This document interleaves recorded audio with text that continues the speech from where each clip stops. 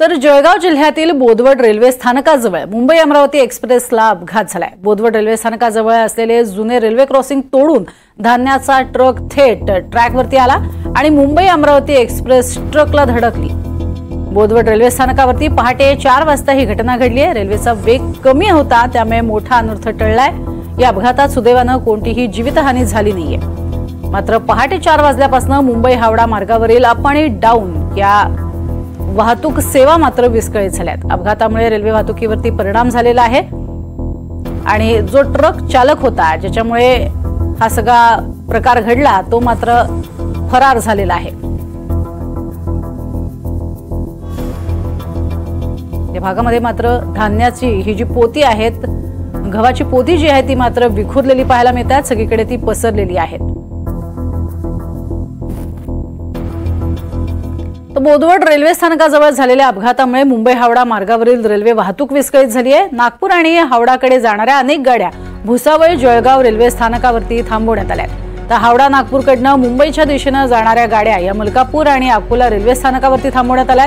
Railway वाहतूक विस्कळीत झाल्याने प्रवाशांना मोठा मनस्ताप मात्र सहन करावा लागतोय। तर दरम्यान जो अपघात झाला त्या ड्रायव्हरमुळे हा सगळा गोंधळ झाला। ड्रायव्हरचा मोबाईल पोलिसांच्या हाती लागलेला आहे। अधिक माहिती घेऊयात आमचे प्रतिनिधी मंगेश जोशी यांच्याकडून। मंगेश, सध्याचे काय अपडेट आहेत? हाती लागलेला आहे का हा ड्रायव्हर ज्याच्यामुळे हा सगळा प्रकार घडला? नक्कीच प्रज्ञा, खरं तर सकाळी 4 वाजेच्या सुमारास हा अपघात झालेला आहे। बोदवड रेल्वे स्थानकावर काही अंतरावरती जे जुनं रेल्वे क्रॉसिंग होतं त्या रेल्वे क्रॉसिंगवरून एक ट्रक जो आहे थेट रेल्वे लाईनवरती आला आणि त्या ठिकाणी खरं तर मुंबई अमरावती एक्सप्रेस जी आहे ती अमरावतीच्या दिशेने निघालेली असताना त्याच वेळेस एक्सप्रेस जी आहे ते ट्रकला धडकली। आणि आपण जर दृश्याच्या बाजून पाहायला गेलं, आपण आता घटनास्थळी आहो आणि या ठिकाणी जर आपण पाहायला गेलं तर त्या ठिकाणी जी क्रेन उभी आहे त्या ठिकाणी खरं तर हा अपघात झालेला होता आणि मुंबई अमरावती एक्सप्रेस जी आहे ती ट्रकला धडकल्यानंतर सुमारे 100 ते 200 फूट जे आहे या रेल्वे इंजिनने जे आहे ट्रक जे आहे या ठिकाणी पुढे घासत आणला आणि आपण जर या ठिकाणी पाहायला गेलं तर अक्षरशः ट्रकचे 2 तुकडे जे आहे या ठिकाणी झाल्याचं पाहायला मिळते आहे। अवघ्या काही वेळापूर्वी खरं तर रेल्वे प्रशासनाने रेल्वे मार्गावरून हा ट्रक जो आहे क्रेनच्या सहाय्याने आता बाजूला केल्याचं पाहायला मिळते आहे। गेल्या 4 वाजेपासून जे आहे मुंबई हावडा मार्गावरती वाहतूक पूर्णपणे विस्कळीत झालेली आहे। त्यामुळे ही वाहतूक सुरळीत करण्यासाठी रेल्वेचे शर्थीचे प्रयत्न सुरू आहेत। या अपघातात कुठलीही जीवितहानी झाली नसली तरी मात्र रेल्वेचे वेळापत्रक जे आहे पूर्णपणे कोलमडलेले आहे। अपघातानंतर या ट्रक चालक जो आहे हा घटनास्थळावरून फरार झालेला आहे।